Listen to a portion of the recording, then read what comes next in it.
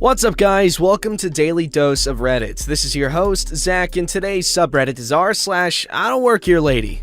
Alright, this story's called, I don't work at the shop, I just hang around there. Originally posted from r/entitled People by me, link for the thread will be in the comments. So a little backstory. I'm a nerdy 25-year-old who loves to modify keyboards. I've modified a few of my own keyboards and ended up getting some good results. I then hang out at a friend's place who owns a keyboard shop who commissions and repairs keyboards. They also allow mods for their keyboard if they bring their keyboards there. I'm good friends with the owner and I usually hang out in his shop to learn how to build a keyboard from testing out the PCB to soldering the switches. Story. So I was at the shop just hanging around there and the employees and the owner/manager offered to teach me how to solder switches, which I'm bad at, and there I was just finished soldering around 10 switches. I'm pretty thin and weak, so I get tired easily. There I was, out to take a break from practicing on soldering the switches on the PCB, and there entered Karen. She had the haircut, the clothes, the nails, everything that a typical Karen would look like. And she had the attitude and walk to even confirm that she was definitely a Karen. Even though I don't work for the keyboard shop, she started snapping her fingers at me and started to call me and grab my attention like a dog.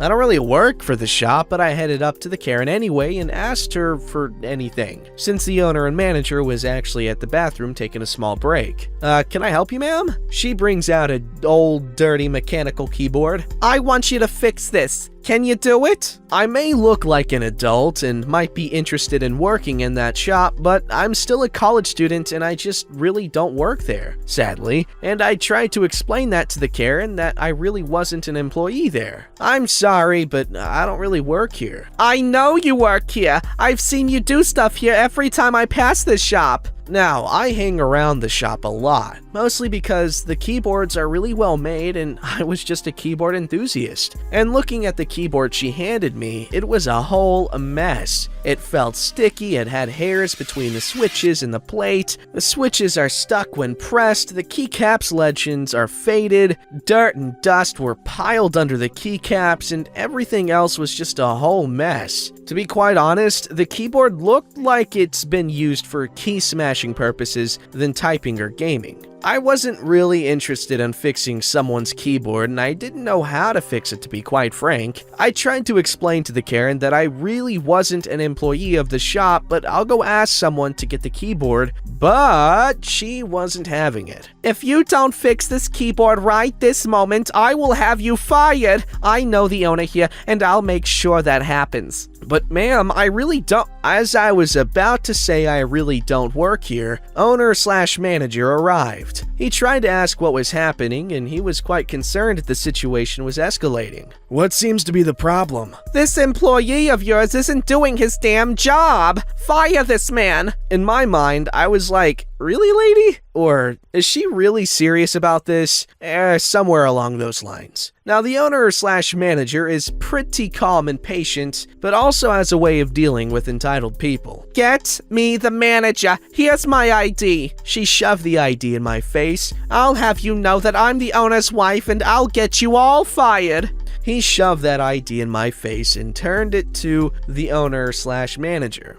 Now here's something I know that Karen didn't know. The owner is actually a widower. His wife died over a decade ago, but that's a different topic. He knew that what she was saying was utter broccoli salad, and me and owner-manager got tired. He smiled and said, "Well, happy to meet you, Karen. I'm the owner and manager of the store." Now, he smiled, but the smile was so sadistic. Like, he has a scary smile. One that might scare cats and dogs. It's like he was a predator, a T-Rex or something. Karen went white. I think she just went from full entitlement to full-on, I just pissed in my pants scared, when she realized that she was talking to the owner. "Now, ma'am, I understand that you're upset with this man, but he's not a part of our staff. He's just someone who comes here and learns from us since he's here to learn what we do.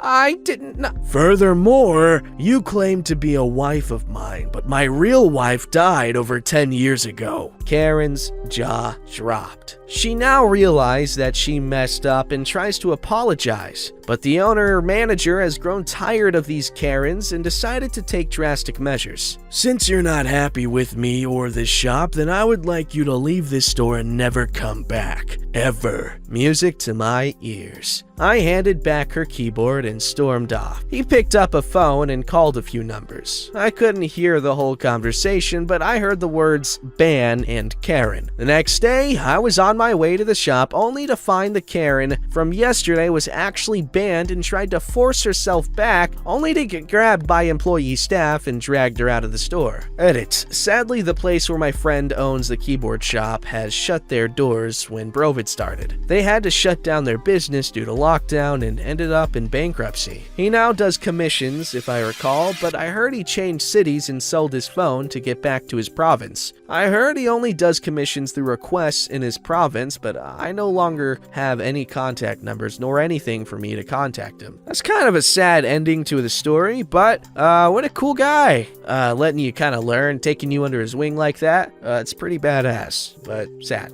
This story's called Student Filmmaker vs. Karen. As we've been hitting this Modelo mess for the past year, it has given me a lot of time to think back on crap that has happened throughout my life. This is my happy little tale of how an angry Karen assaulted me because I didn't help her. That took place about 3 years ago. Here's the cast of characters. There's me, 20, male. Karen, old lady. Manager, I don't know if it's a dude. The story. This took place during my final year at uni, and as part of my course, film production in case you were wondering, we had to produce a short film in groups. I know. Crazy thought. We had just broken up for a lunch break and we all head out to get a bite to eat at various places. Why not go to the uni cafeteria, you may ask? Well, if you've been to uni, you know that they aren't the best places for food. You are honestly better going to a vending machine for sustenance than the caf. Oh boy, do I wish I had taken that option. Hindsight really is a bimbo. Fortunately, there were quite a few places around the campus that sold really good quality food for next to nothing. So off I go. I knew that I could be back within 10 minutes, more than enough time that the director had given us to go and get a bite. It's important to note that whilst the shop uniform was a black shirt and I was wearing a black t-shirt, I was also wearing jeans and trainers, something that nobody who worked for the store was wearing. So I quickly head in and pick up a drink and a sandwich. I don't know if this is the case in other countries, but a lot of the bigger brand stores will do meal deals on lunches here, and some of them are actually quite good. Anyway, back to the story. As I walk back to the counter to pay up, I pass an old lady. "Excuse me, sir, could you reach up and get me this item?" I can't remember what it was. Now, it's fair to say that I'm over 6 feet. I've always been tall, and often I would be asked if I could get stuff from the tops of shelves or in other hard-to-reach areas, from both family and random strangers. And getting confused as a staff member for this reason was quite common for me. Sometimes I would help, others I would just say some variation of, "Sorry, I don't work here," which is usually enough. But this old lady couldn't have been 5 feet tall, nowhere near tall enough to reach the top shelf. So me being the helpful person that I am, reach up and give her the item. She thanks me and heads to the till. I was about to follow her as I needed to get a move along, when I hear the sound that all know to fear. A sound that strikes dread into the fearless. That's right, the hem of the Karen. I initially ignore it, hoping that it wasn't aimed at me, but it was not to be so. As a second hem comes my way, I turn around to see what we would call here white trash lady. The kind of person that has an excessive amount of makeup on, short hair, wider than they were tall, wearing clothes that are probably groaning under the stress of having to fit around her very large body. Well, you probably get the picture. "Well, aren't you gonna help me?" "No, I don't work here." I try to walk off, but all that did was enrage the Karen. I could hear her waddling over towards me, which is when I felt pain shoot up my arm. Looking down, I see that she had dug all her fake nails into my arm. Not to the point that they had drawn blood, but certainly enough that there would be a mark there for a while. What the heck are you doing? How dare you talk to me that way? Where is your manager? Back at the campus, waiting to continue filming. I was hoping to elevate the mood by referring to the director rather than the shop manager. That, however, didn't seem to amuse her. Luckily, the actual manager was heading back into the office, and upon seeing this Karen clutching my arm,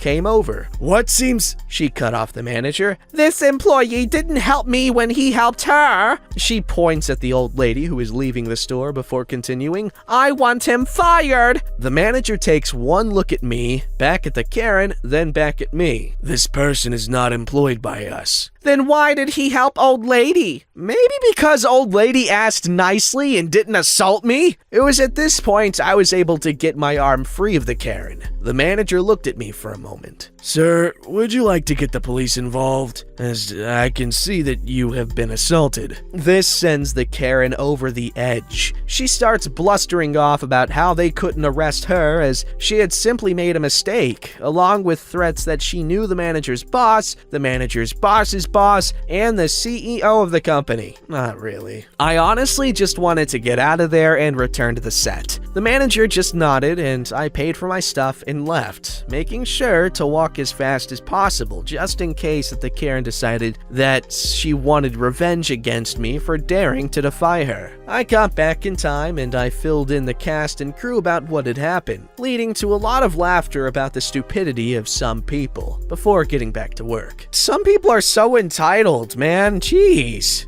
This story's called Guy Doesn't Believe I Don't Work at a Grocery Store and Tries to Get Me Fired for Not Helping Him. Obligatory disclaimer about being on my mobile phone. I used to manage a pet store in a suburb just north of Chicago. There was a large grocery store about a block away, and every Friday I would do the shopping for the store. I would purchase paper products, cleaning products, etc., as well as fresh fruits and vegetables for the animals. One Friday I was running around the store, picking up the items I need and doing so rather quickly because I had to get back to my store. An older gentleman walked up to me and asked where he could find a certain item. I don't recall what the item was, but I politely informed him that I did not work there. I could understand why there may have been a little confusion. The uniforms at the time of this grocery store was a royal blue polo shirt. I was wearing the uniform for my store, a seafoam green polo shirt, so incredibly ugly, with a royal blue apron over it. I was wearing my winter coat over everything, so I figured he just saw the royal blue and assumed I was an employee. Then again, I was wearing a coat and there are no other employees wearing coats. I continued quickly, moving through the store to get everything I needed, and I ran into him in another aisle. He said, I understand that you don't work in this department, but perhaps you can help me anyway.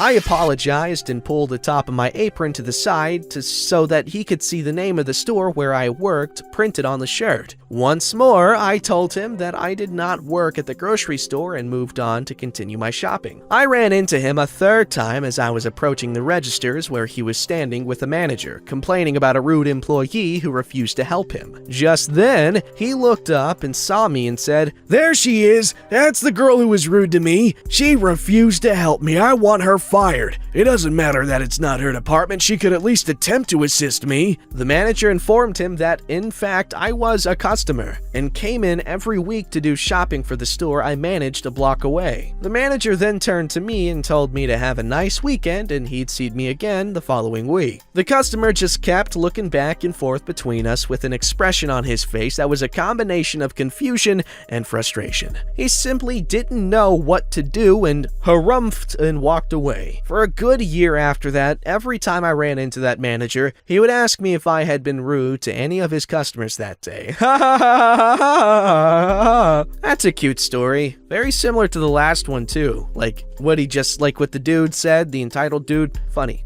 This story's called I Got Weight Shamed by Someone Who Thought I Was an Employee. I was at Macy's looking for my first sports coat. This man and his wife, roughly early 70s, approached me and asked where some item was. I responded I did not know and that I did not work there. It was my first time in that particular store. He then asked if I could help him because he was shopping for his grandson and I was about the same size. I told him I was happy to help where I could. He asked me what my shoulder size was. Since I was shopping for my first sports coat, I did not know. He then commented that I was not very very helpful. He then handed me a coat he had in his hand and asked if I would try it on to see how it fit. I put it on. It was a little tight. He then commented on how I needed to lose weight.